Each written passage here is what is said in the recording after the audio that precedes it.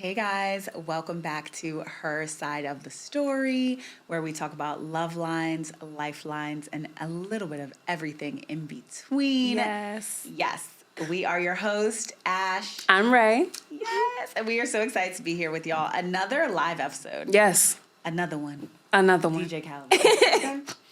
So we're gonna get into it because this is a topic you and I have been like kind of pushing on the back burner. Really like, oh, are we going to do this? But we're doing it. Yeah, we're doing it. We're doing it. So this episode is all about letting go, healing, and stepping into the best version of yourself. We will explore the ways people try to control relationships, the reality that no one belongs to us, and how a woman's energy reflects what she receives. Okay. So we talking about relationships, y'all. Yes. We will also talk about healing from heartbreak, learning from great love, and moving forward as a stronger person. Yeah. This is an episode for anyone who has ever felt stuck, hurt, or unsure how to start afresh.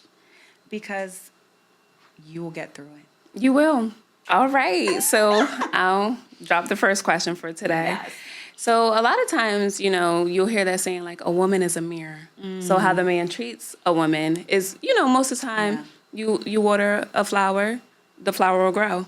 You show love to your woman, the woman will show love back. And most time it's tenfold. So yeah. But on the other hand, if they're having behaviors that's not really loving or watering of that woman, they can get that same type of mirror image back. So do you agree with that? And I definitely agree. I think that how you as a person, man, woman, they, them, whatever you identify as, the way that someone treats you, whether it's in a romantic relationship, platonic relationship, is really how you treat them in respect. That's like what we learn in kindergarten. Treat others how you want to be treated. Right. Right? So talking about it being a mirror, when you're looking at the mirror, you're looking at yourself, right? What is the saying too? When you're pointing a finger, another one is always pointing back. Three more pointing back at you. Yeah. So, how you treat someone is also a reflection of who you are. That's the part. How you treat someone is a reflection of who you really are. Who you really are.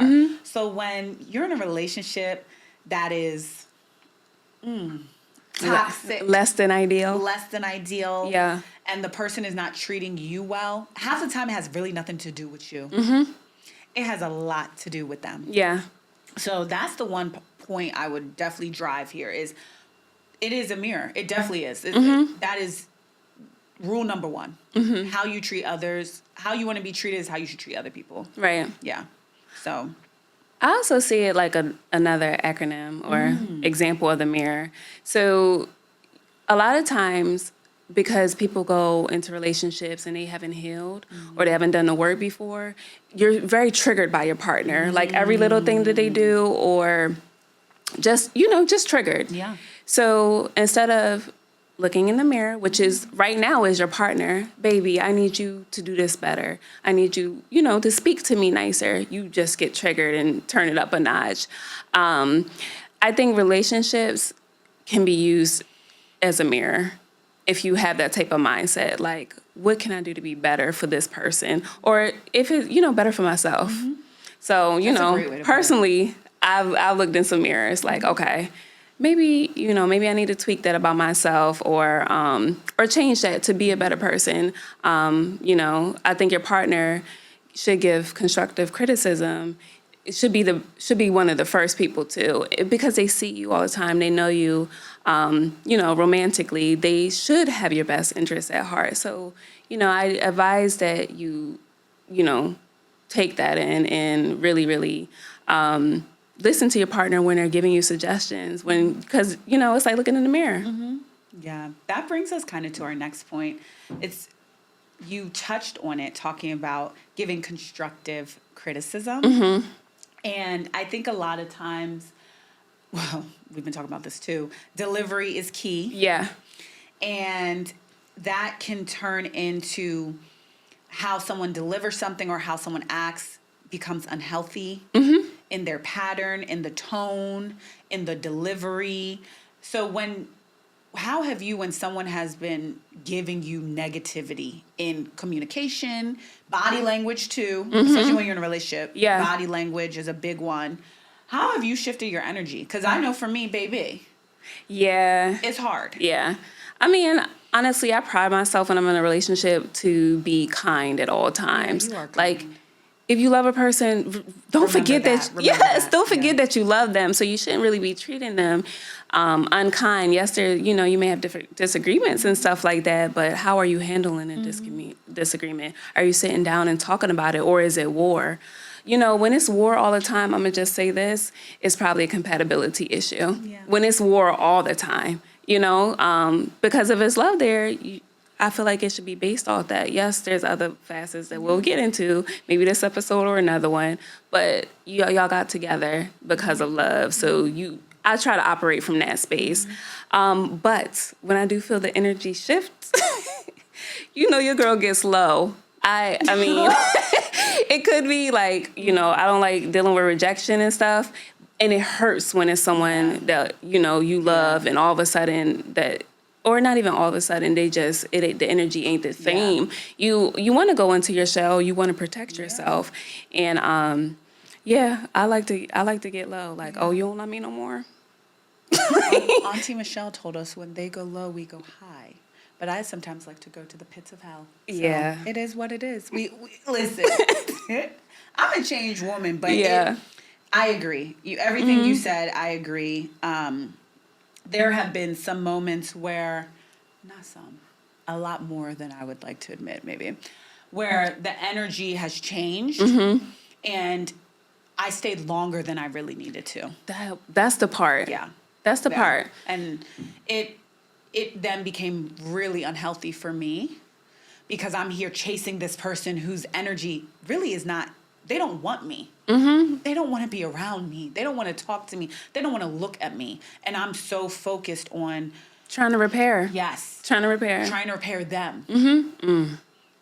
And I'm broken. And I'm the one who needs to really be repaired. It's like the mirror. If the mirror falls and breaks, like you're trying to pick up the pieces, this person's not even helping. You're the one that's going to get cut up. Yeah. It's just a bit much. So, that was nice. Yeah. So, how about you, Ray? Have you had any moments of where you had to leave because the energy was shifting in any type of friendship, romantic relationship, where you're like, this got to be it? You hate to be in self-preservation mode. You hate to be in that, but when it gets bad like that, you have to preserve yourself. And we're not even talking physically. We're talking like mentally and spiritually. Yeah. Like you're just like, this is breaking my soul. I'm crying all the time. I don't want to eat. You start falling into anxiety or depressions and stuff like that. You gotta go. Yeah. You gotta go. And I'm like hopeless romantic. Some people get back together. They take time apart and they realize, oh, this is the love of my life. Let me get it together. But that's rare. That's rare, and you just continue to wound each other, and you're not doing the healing, and you're taking that to the next person, and to the next person, and to the next person. There was a pastor who said something interesting lately that really stuck with me. It was like, you'll have, let's say it's 100%, you'll have 100 relationships. Nobody has 100 relationships. It's only one of those relationships that will be long lasting. So, just think of that, when you're trying to do your checks and balances, because for me, I just thought of like breakups happen. Yeah. Breakups happen. Yeah. So they do. Yeah. They definitely happen. You don't know it when you go into it that it's going to happen, and you hope that it doesn't, but it's okay if it does. It's okay if it does. We'll push through. 100% of your relationships will end except for one. That was the quote. You see me trying to get it together. That was the quote. Yeah. So we were talking about, we have talked about like different kinds of love we've experienced. You have your first love, your best love, your fave. Your fave love. You have your intense love. Yeah. You have the love that hurts, the healing love. So the healing love. That's what you have. Yeah. I have that. Let's just start there. What does the healing love look like? A healing love is someone who meets you where you are and takes you for who you are. Yeah. Period. Yeah. That's where dot. Nothing else. Mm-hmm. And I do have that. And I'm very blessed to have that. I prayed, Lord knows, I prayed for that. But just someone who's ready to meet you where you are. Yeah. And understands that you're not perfect. And understands that everything will not be perfect. And that is okay because they are your partner. They create a safe space. They create a safe space. They create a place where you might have thought you were healed. And then when now that you're with them, you're like, this is what healing feels like. This is what rejuvenation feels like. This is what sunshine, daisies, la la land feels like. That is definitely the love I am in. That is, when we are together, there could be 100 people in the room. Yeah. It is you and me. We're here. He could be across the room. I look at him giggling. Inside laugh, inside joke. That is a healing. He meets me really where I am and understands like I'm a woman. We're emotional. I come with a lot of facets in my life and who I am. I'm a personality. I do have a big personality. He's a little bit more reserved. He loves it. He lets it shine. He embraces it. He embraces it. So that healing love, when you get that, it is one of the best. It is the best love for me. What about you, Ray? What love do I have? Yes. Self-love. Self-love is a big thing. It's a big one. Yeah, I mean, I've had, first loves or, intense loves, people that I've loved. And I would like a healing love, but honestly, like the way you describe that is, if it's not that, I'm not gonna sign on for that. Yeah. Because your partner is supposed to be safe. Yes. That's a big thing. Yes. Somebody you can bare your soul to, and know they're gonna protect you and they got you, and your business ain't gonna be in the street either. So yeah, I mean, I guess I can describe. No, that's too much tea. Okay, too much tea. We'll keep that tea. We'll keep that tea in the cupboard. Yes. So we've talked about different types of loves. What lessons, even if we're going to keep that tea to ourselves, what lessons from a love that you've experienced would you say was one of your biggest lessons? What taught you, like, this is not what I want. This is not who I want. This is not what I signed up for. Let's see. It's just, I really do not like this. I don't know if this is a word, but unkindness. Like I talked about that. That's like very important. I believe in being kind. And when a person, like you said, all of a sudden they don't want you around, they don't want to look at you, they slamming dishes, they don't know that that's wrecking your inside and it's making you live in a state of panic. Yeah. And fear. It's affecting your whole body. Your body. You'll end up having somatic issues, headaches, can't eat and stuff like that. So, I just try to, the biggest lesson I've learned is to leave as soon as that happens. That's the part. Like, you need to recalibrate or we just done. That's it's the end of one of them. Yeah, it's just done. You have to really take heed to the lesson that was learned. Because that cycle that continues, if it is continuing, is not healthy. Yeah, for it's long not. Term it's at not. All. Yeah, and it won't allow you to have that healing love because you're stuck in that toxic and intense. Sometimes, I think the word intense in love, funny that we're talking about different kind of loves, I think sometimes intense love is a good thing. Yeah. Oh, intense love. Yeah. It can be. It can be. Yeah. But I feel like it teaches you a lot about yourself. Yes. Yeah. I think it can be a good thing. I think sometimes it's used a lot very negatively. Like, oh, this is so intense. This is intense. But sometimes you want that. Like, don't you? I want intense love. Yes, like a fiery. Yes. Like, not the arguing and tearing each other down, but like you said, you described it very delicately, like seeing your person across the room and y'all, I want you to really be staring at me from across the room. I'm talking to somebody and you're like this. Yeah. Looking at me. Yeah. It's okay to be a little territorial, but not too much. Not too much. Overbearing. Yeah. Yeah. So, what past relationships, what have they taught you about who you are today? And not just who you are, but also who you want as a partner. Mm-hmm. What has some of those taught you, would you say? I would say one of my partners, my favorite word is loyal. Yes. Now, y'all, he had some unloyal ways. Y'all know what I mean. But who he was to his core, how he cared for his family, how he cared for me. A good person. When things were good and when they were bad, still cared for me. That's how I live my life too. I think he really helped me solidify that part of myself. Like, it's okay to be caring. It's okay to take care of others. Somebody gonna have you too. And for that time, he was that person. Like, I know you got everybody else, but I got you. So that's what I feel like that relationship taught me about myself. On the contrary, there's been relationships that almost regressed me and got me wanting to throw dishes and Bust the windows curse. out the car. And I don't really do none of that no more. I'm not in my 20s. Yeah. But so I noticed that Yeah. in recent relationships. You have to say my most recent relationships, I got out quick, under a year. Yes. Just because I refuse to regress for anybody. I could love that person with my soul, and I did. You did. But I cannot regress. I can't be angry. I can't be having anxiety. I can't be sad. Not all the work I done did. Period. So, that would be my advice. Like, if you're regressing and you're noticing old traits that you got rid of and all of a sudden they coming back, you gotta take a step back. Yeah. And call me a runner, track star, whatever. but She a track star. It's been in previous relationships, I stayed too long. So now I'm just like, I gotta preserve my heart. I gotta preserve my soul. This is who I am now. Yeah. Sweet, kind. I would like to remain that way. Yeah. I don't want a bitter, hardened heart. Yes. That's such a good one. Mm-hmm. I would say for me is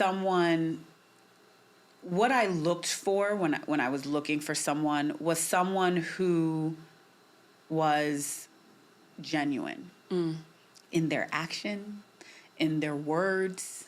I want it all aligned. Yeah. Like the stars. Mm-hmm. I want it all aligned. I couldn't have the action be genuine, the words not be. I couldn't have the words not be genuine and the action not be.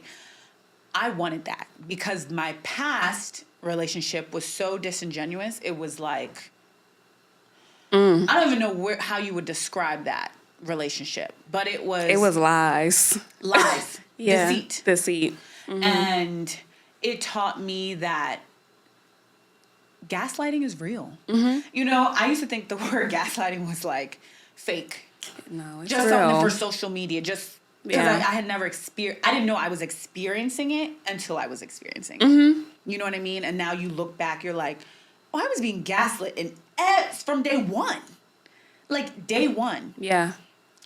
When the ex starts showing up when you go on a first date with somebody and they tell you, we're going to spill the tea, and they tell you, my ex is crazy. Red flag. She calls me all the time. We still live together, but I'm moving out of that situation. And you're like, oh, okay. Yeah. Yeah. Oh, okay. sweet. Oh, she's crazy. You're right. Mm-hmm. Oh, yeah. Hurry up and get out of there. Yeah. She's gonna try to contact you on social media. Mm-hmm. She's gonna try. I'm just lining this up for you so you know. Yeah. He was right. She did all those things, but come to find out, she ain't no ex. It's the current. It's current. You're dating her and me. What's that, T? That ain't no ex. You're gaslighting me. And it happens more than you think, because it happened to me too. More than you think. More than you think. And I realized I want someone genuine, whose words and actions are genuine. If you're not going to be genuine with me, leave me be. Yeah. Leave me alone. Don't look at me. Close your eyes. Stevie Wonder. Put on sunglasses. Don't see me. Yeah. You know? So for me, that was a lesson that I don't want, and that is romantically and platonically in my life. I need my person, the people I keep around me, actions and words. I just spoke about this. Yeah. With a friend, ex-friend, I guess now, whatever we are. But I spoke about it, and I felt like I was always coming for this person genuinely. Yeah. Stripping myself of my things that I wanted and needed, because I knew in certain times they needed my vulnerability and me to be very genuine with them.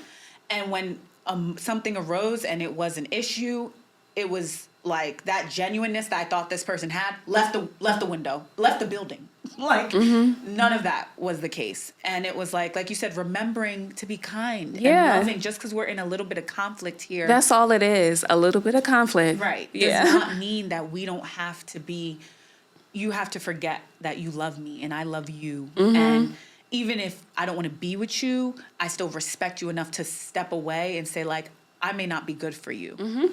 And that's okay. I'll also throw in one more adjective. And it goes with genuine. They go hand in hand. Really is integrity for me. Like a person can say they're going to do this, they're going to stop doing that, and then the next week they back at it. That if you can't be integral, you're not ready for a real relationship because your partner is not going to be around all the time. And if you can't be trusted to do certain things, then you don't have integrity. Let's go ahead and bump it up to the big word. You're not an integral person, so you may not be ready for a relationship. Yeah. Drop mic. Let's see where we are. So, we talked a little bit about heartbreak and things. I think, what a lot of people don't know is how to get through a heartbreak, how to heal properly, and then carry these bad traits, these traumas into relationship. And we're going to have a trauma episode too, but just all the trauma, you think it's okay to just lay it on your partner. And it's because you haven't healed and you haven't dealt with things. So in your love journey and heartbreak journeys, how do you heal? Me, I used to be the girl, I used to have like a routine. I'm going to be very candid and transparent here. I used to date people, and when we would get to after year 2, things crumbled. Yeah, that 2 is a lot of people's spot though. Like 2 years just... And I would never understand why. And be like, what am I doing that? It was literally like clockwork. One relationship, 2 years. Then I would go, my healing, I thought, I would go 2 years of not talking, dating, looking at anybody. Yeah. Then I would jump into another relationship, and then the 2-year thing. I'm on 4 years. But so that 2-year curse is definitely gone. But then what I learned from that was that in that 2 years I was so concerned about not looking at people, not dating. I wasn't doing anything to heal myself. I wasn't doing anything to better myself. Yeah. I always knew, and not being cocky, I was not the problem in these relationships. I was meeting people who were not genuine, who were liars, who were cheaters. I wasn't the cheater. I wasn't the liar. I came authentic. Yeah. I came like, take me, please, take me as I am. I just want to be loved. I just want to be loved. And I, in turn, and I was so focused about just being in a relationship. I, in those 2 years when I would not be dating, wouldn't even be thinking about what I want in a partner. Yeah. And I really, the breakup before this current relationship, I sat down with myself and I wrote everything. Words maybe I didn't even know were words. I didn't even know that I was just using things. I was just writing activities. I want to be able to do this, like whatever came to my mind. And I said, if this person, I don't expect someone to be perfect. I don't expect them to have all these things. Yeah. But I need to know what I want. That was one of my issues. I did not know what I wanted. I just wanted to be loved. And not all love is equal. Yeah. Not all love is good. Not all love is pure and real. It's a lot of fake love out there. And conditional love. Conditional love. Very conditional.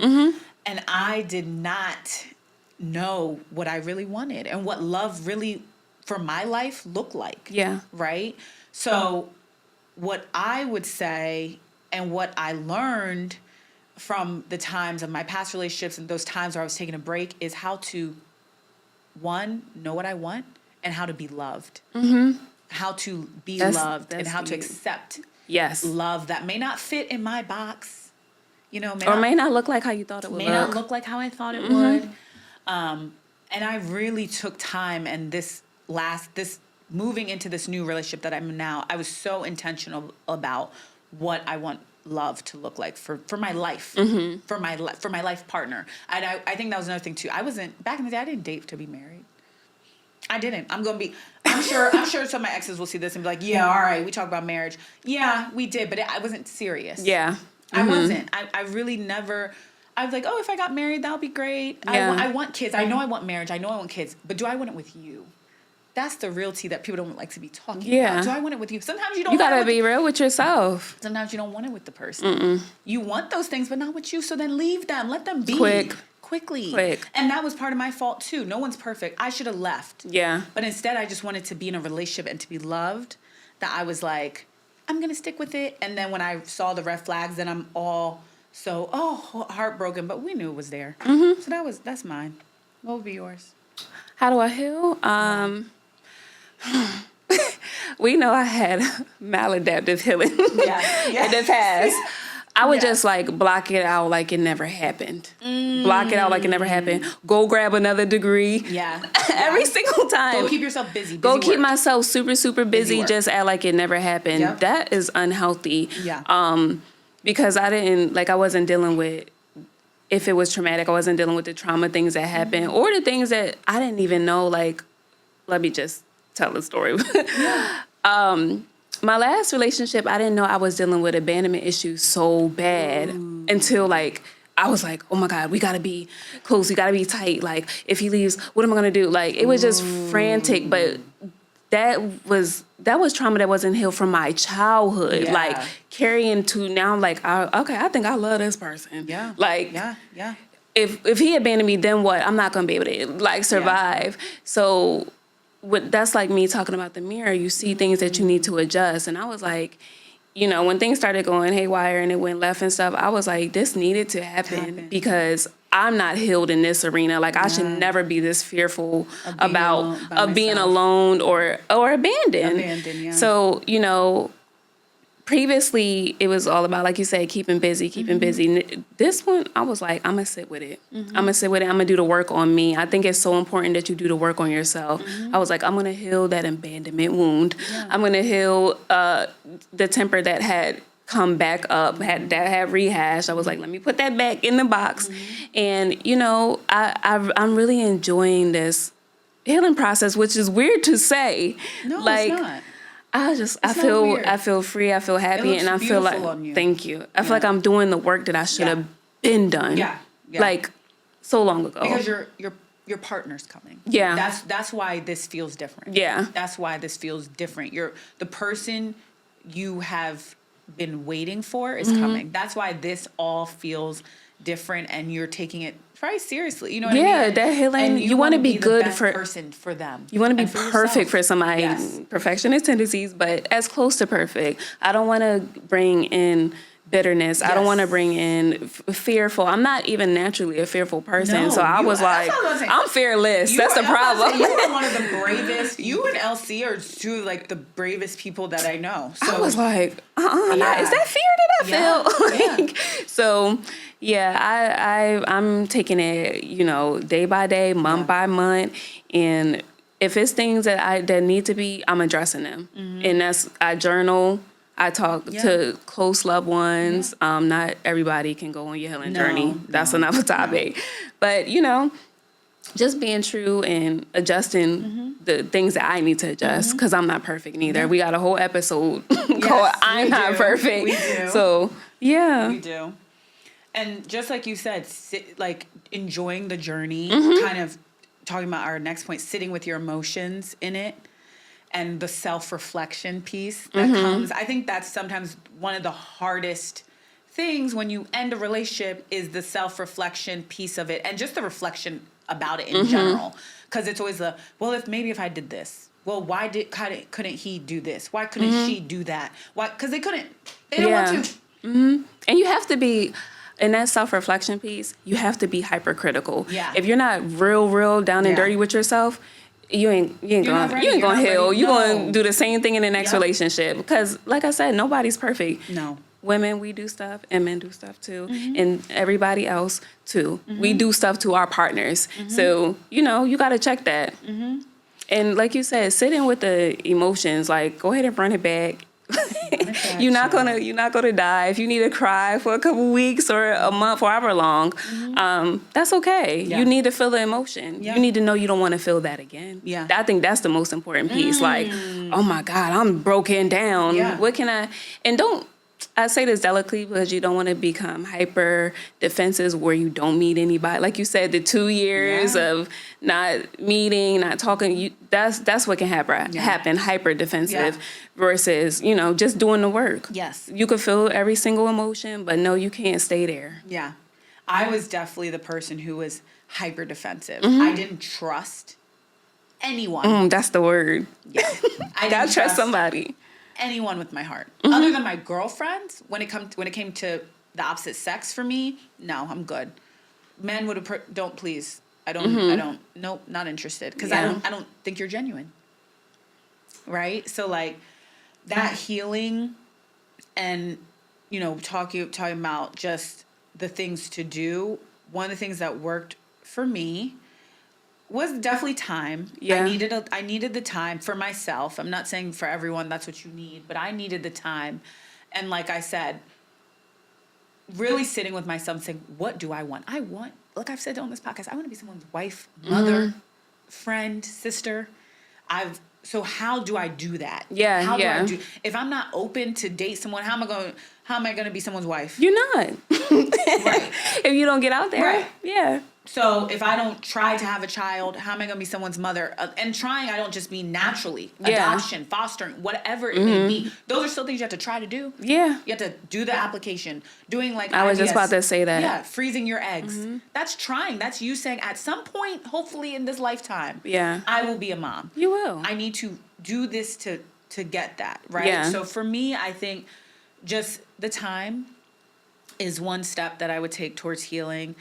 And again, like you said, not being so defensive, not being so on the defense, because I felt like that at times really hindered me. And maybe it did. not to even just meeting someone of the opposite sex who would be a romantic relationship, but maybe someone who's just a good person and who I could have learned something from. It breaks your trust for people, and you're like, oh. Yeah, and you become defensive. Yep, and really taking time to relearn how to trust. That was a big thing for me, and that just took time. That's the only one thing I would say for me was just the time. And when I felt ready, and also like we've talked about keeping a circle around you, because it was really my friends who were like, Ashley, please try. Like don't just sit. You can't sit in this closet forever and be like, I'm not talking to nobody. I know I'm not. Y'all literally were like, pushing me out the door. Yeah. And we're like, please go meet somebody. You ready? We see it. You're ready. Please. Yeah. And you took a lot of time. I did. But for this your current king. Yes. It was some time. It was some time. It was some time. It was. Yeah. So that's one of the tips I would say. What worked for me with the healing journey was definitely the time and not rushing into something that wasn't for me. Yeah, I was going to piggyback off of that. Yeah. I think it's so important not to rush. Don't take too much time, but never rush. Some people just jump from relationship to 2 to 3 to 4. And, that's like the pot calling the kettle black. I don't do that no more. No, you've learned. You're a changed woman. Yeah. Take some time. Like, you didn't heal that fast. You didn't heal in 3 weeks. Now, I wasn't that quick. I like to talk in threes. Yeah. You ain't heal in 3 months. Like, take some time. 90 days ain't enough when you was with somebody for 10 years. Now, if you're doing your thing, you're doing your thing. Yeah. That's a whole nother story. But as far as a new relationship, how? How, Sway? And, I'm not going to, I want to say this delicately. I I feel like men do that a lot. They'll be with a woman for years and years and years, and they up in your DM, broken up 2 weeks. I'm like, you looking for a wife? And I don't trust it. That I don't trust. Absolutely not. And we've seen it. We've DM'd. We've received them. Everybody needs to heal. Every sex or this gender need to heal first. Yes. We've gotten the text. Oh, you're like, weren't you just engaged? You were supposed to get married 3 weeks ago. That didn't happen? Oh, you're texting me. Yeah, I'm not gonna be your rebound. Oh no. Someone and you don't want to be the might, rebound. But it ain't gonna be me. Yeah. No. Yeah, no. I do think men do a lot of sayings have been like women grieve longer men don't. And then it'll be like women will grieve for like 6 months. After the 6 months, they're good. Men at first will be like They out there living their life. And then something happens one day, and they're like, oh, Their brain chemistry switches. and they're like, That dopamine high ain't there no more. Yeah. And they're like, dang. When the last time I felt this good? That's what happens. They're using the Usher. This is playing Confessions album. Seriously, they're sulking. Yeah. And it's just like, it happens. You're right. It happens, I would say, more probably with men that way than it does with women. So, right, for you, what is one way, we talked about healing, what is one way that you actually know you're past it? You're okay, you're good, you're moving, you're thriving, you're on to the next, you're on to the new. So the type, definitely go in my shell. Yeah. When I'm more likely to go outside, and I Okay. don't mean the classical term or today's term outside. I mean really even taking a long walk because I'm like so in the shell. Like I don't want to come out the house. I'm trying to get my mind together. That's when I know I'm like, okay, you want to meet for coffee? Now, if I'm not, what you gonna get from me? No. Yeah, can't do it. Can't do it. I'll make up something. Yeah. It's the truth. You'll make up something. Yeah. But I'll just be like, and that's how a lot of my friends know where I'm at. Yeah. Because I am social with my loved ones. Absolutely. So I'm gonna, I'm gonna be out. So that's how I know I'm out of it. Yeah. Like honestly, it's like a click almost. Like you wake up one day and you can breathe. Breathe again. And you ain't worried about it. Yeah. You may still think about it, but you ain't worried about it. And that's how you know. For me, at least. Yeah. Once I really truly let it all go, I feel like I can think straight. I can breathe, and I'm not worried anymore. I don't feel fearful, or I don't get worries about being alone. And I'm more likely to leave the house. Yeah. What about you? I would say mine would be when I can be authentic with whomever I come across. Like not having to worry and censor myself because I'm holding baggage from the last relationship where I love that. Yeah. That's when you know you're on your up. Yeah. Like where like, I feel like a lot of and I say that for me because a lot of my relationships I had to really censor, I believe, who I was. I wasn't really able to really be myself. So I know I'm really back when I'm back to being like loving, funny, and bubbly. And the life. And the life of the party. Yeah. This is, and that's what I'm talking about, like the healing love. This is the first relationship where I feel like I'm the life. We're both the life of the party, but it's like we feed off of each other. Where before I would date men who had to be the life of the party solely. Yeah. And if I tried to be there, like, girl, what you doing? Sit down. Like, that's not, no. I'm the showrunner here. Yeah. You're just the assistant. You know what I mean? And I feel like when I can really be back to my bubbly, fun, high, love it, like you said, not letting someone break you down to not being kind. Because I consider myself a very kind, loving person. So when I'm back to that. That's how you know. That's how I know. That's really for me. I love that part. I forgot about that part. When that censorship that you have in an unhealthy relationship is stifling, and I don't think people know that's what's going on. Like, why do I have so much anxiety? Because you're not being able to be yourself, whatever yourself may be. Censorship in your relationship, and you don't realize that's what's going on, and so. Like I said, it's like a click. You wake up and you're like, okay, I'm back. That's how it is for me. Like, okay, I'm back to myself. And better than ever. So I guess these kind of can tie into each other. How do you take your heartbreak and turn it into empowerment for a better you, for a better future? How do you do that? I feel like I may look at heartbreak a little light. Okay. I feel it intensely, but I look at it a little light. Okay. In terms of it's another lesson that I had to go through. And that may sound like, because heartbreak hurts. Yeah. You're like, oh my God, I'm not gonna, be able to get out of the bed, wherever the house. Or, sometimes you feel like I'm gonna die. Yeah. It be that bad, like, oh my God, am I gonna live? My life is over. Yeah. So, I look at it that way. Like, it was something I had to go through. What lesson can I take from it? And I also have a positive spin on getting through it. Now, I don't want to be confused with, like, reminiscing. I try to take the good things from it and be thankful. Thankful that person gave me that time. Thankful that person, and wish them well. Is too much energy to be so hateful or so bitter, kind of, whatever the word. So I try to look at all things optimistically, but that's who I am. Yeah. So just taking it back to who your core is. Yeah. It happened. It is what it is. I like that. I feel like I like that. Just remembering like the good things that came out of it. Because there were, like, let's be real, there were some good things. If you were in a relationship from the jump that everything was bad, ooh, that's scary. Yeah. But there definitely, I think that's such a great way to look at it, like how to move forward and be like, okay, you know what? There's some great memories here. We'll keep them in the box A. Yeah. Don't reminisce on them, but acknowledge it within yourself or out loud. Yeah. It's just like, say it to, they hear you.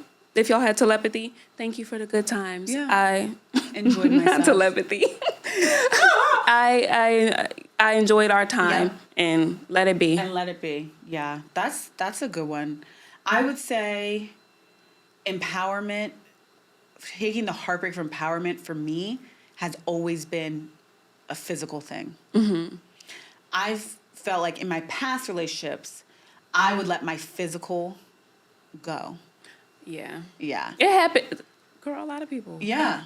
I would let I love the makeups. I love the fashions. I love all the things. And the way that this person met me ain't the person I am now. Like, while I was with them. You get what I mean? Like, I would dress up, look this, and then as the relationship went on, because I was feeling really drained from it, I would physically not be myself. Whether that's not going to get my hair done, just not taking care of myself the way I would. Yeah. So for me, the way I take the heartbreak and turn it into empowerment is getting back on that horse and like taking my physical back, whether that's working out, eating healthy, dressing up. Yeah, dressing up is a big dopamine booster. Yes. Like, especially just for us. Yeah. Like just going out the house, dressing up, being like, I'm going to meet my girlfriend for a drink. I'm going to meet my girlfriend for a game night. Or I'm just going to go to housewarming, whatever it may be. Something. Yeah. Like that for me was the empowerment of taking those things back. Because as we're sitting here talking and reflecting, a lot of that too, another thing for me was having time to myself. When you talked about that abandonment, in that last relationship, I was experiencing that where I always had to be with him. Always. It's a different wound that you're trying to heal in your relationship, but it got to be done with self. Yes. Yeah. And when after the heartbreak is over, it's like, oh, I like being by myself. I've always been okay with being by myself. It's interesting how that is, right? Like, I'm okay.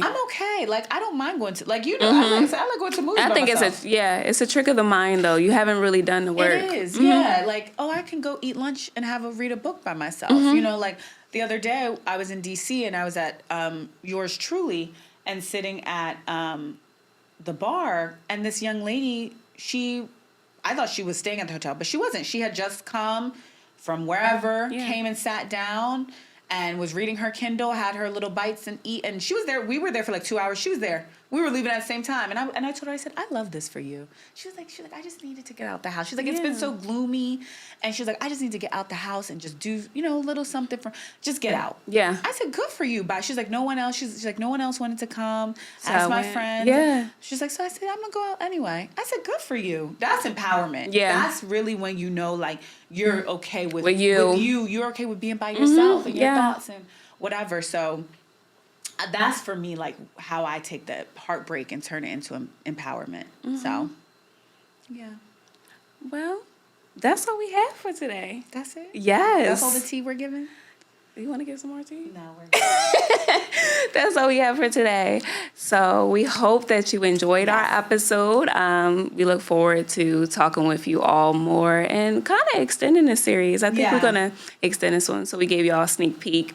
Thank you for rocking with Her Side of the Story. And we'll see y'all next time. Bye. Product of the we forgot. We forgot. We do this all the time. We do this all the time. What's your product of the week? My product of the week is actually my Canon X100 camera. I've been getting a lot of questions on my photos recently. They are not filtered. It is my camera. That camera, and it is a very beginner-friendly camera. I'm not a tech girly by any means, but It's a very great beginner camera. I love it. It's quick, easy, point and shoot. You can use the lenses to zoom things. You can film on there too. It's a little bigger, so if you're like into influencing, it may not be the best for like everyday quick it's a little bigger. But it's if you're looking for like a nice travel camera to go on a trip and you want to take like really nice photos for memories and or like of a birthday party or of a milestone, it's a great one for that. I love it, and I will be continuing to use it. So that's mine. Oh, let me see what I have. So right now I'm really enjoying the Naturium body wash. Yes. Specifically the glycolic acid one because it helps with like dark elbows, dark knees, hyperpigmentation. We'll say that. And like if you deal with like, you know, discoloration on your elbows, I've been using it for like 2 weeks and it's almost gone. Yes. Yeah, your elbows look good. Yeah. It was some hyperpigmentation going on there, but not no more. So that's what I'm loving this week. Okay. I'll throw in one more. I've never really been into body scrubs per se. Okay. But that Dove macadamian cocoa butter whatever scent is so nice and it smells so good. Okay. I'll be smelling like a snack when I come out the shower. Ready to Yes. You're so crazy. Okay. But those are my products of the week. I like those. I gotta try those. When you told me I had to add those, you told me last time the hair product, and now this, definitely adding. Glow up season. Glow up season. Glow up season. So, well, thank you guys for thank rocking y'all with us today. We'll see you at the next one. Yes.